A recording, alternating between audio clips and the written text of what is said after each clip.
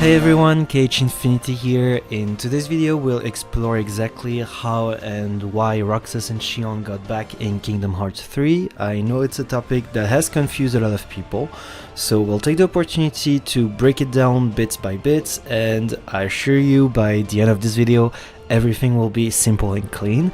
So without further ado, let's jump right into it.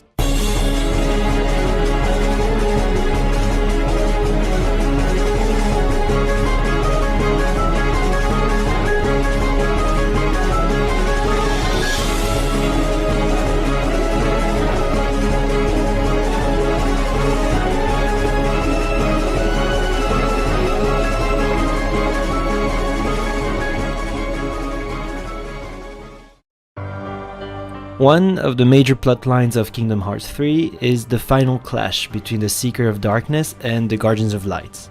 And in both sides there are a few candidates short, as the new Organization 13 is looking for its final vessel, the one Sora couldn't become by the end of Dream Drop Distance. The Guardians of Light are looking for 2 extra Guardians, and the vast majority of the game unfolds as both camps are trying to fill in their missing members. And in that perspective, Sora wonders if the hearts that he hosts at the beginning of Kingdom Hearts 3 could be revived as Guardians of Light to help them for the upcoming battle. So small reminder, those hearts are respectively Roxas's, Ventus's and Xion's. Although he does not remember Xion just yet, Sora assumes Roxas would prove a formidable ally against the new Organization 13. But we have a problem. As mentioned by Ansem and Xemnas, the only current way Sora has to revive Roxas would be to become a Heartless again. So exactly the same way when Roxas came into birth in Kingdom Hearts 1, and of course that's neither a reliable nor desirable option.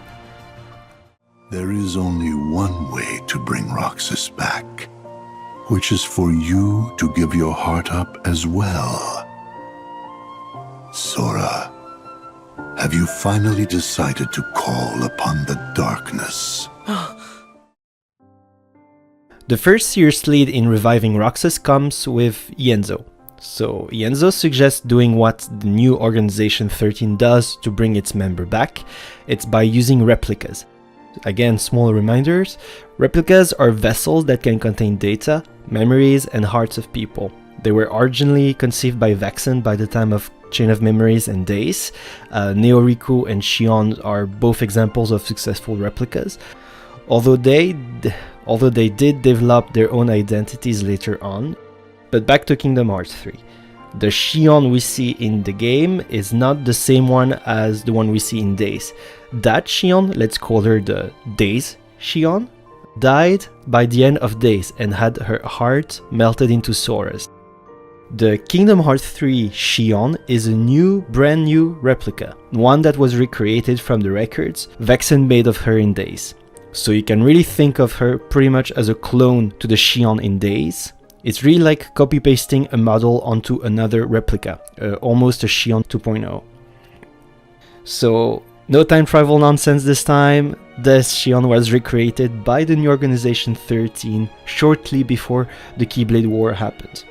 And much like the old Xion at the beginning of Days, the Kingdom Hearts 3 Xion is a quiet and empty character, with no recollection of neither Roxas or Axel. But back to Kingdom Hearts 3.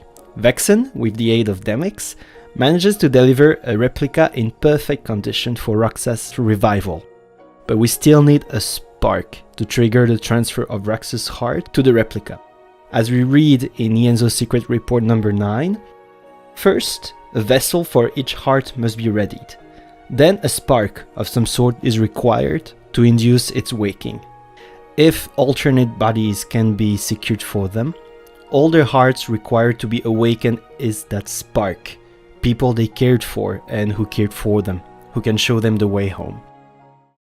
At the Keyblade Graveyard, as the Keyblade War unfolds, the Kingdom Hearts 3 Xion starts to resonate with the heart of Xion that's inside Sora.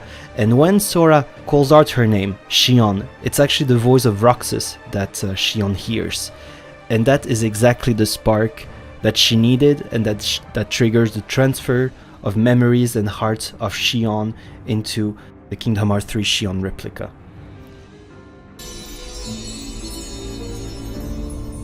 The memories are returning.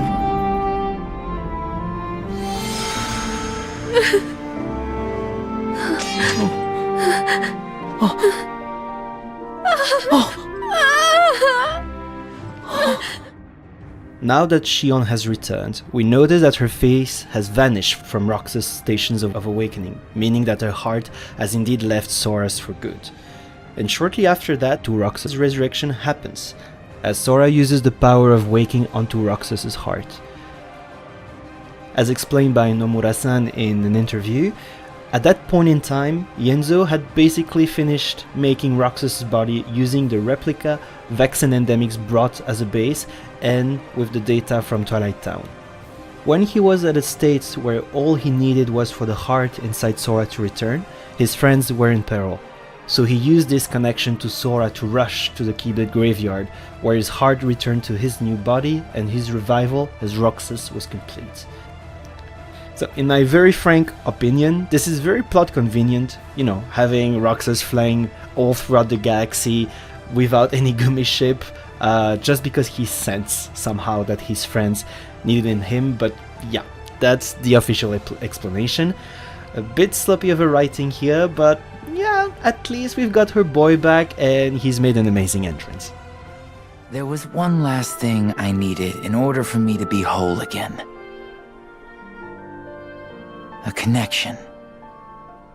Sora helped me find my way back here. To my friends. So, in a nutshell, that's how Roxas and Xion got revived in Kingdom Hearts 3. In both cases, replicas were used as vessels to contain their hearts, and Sora is the one who made the spark they needed to trigger the transfer of their heart into those new vessels.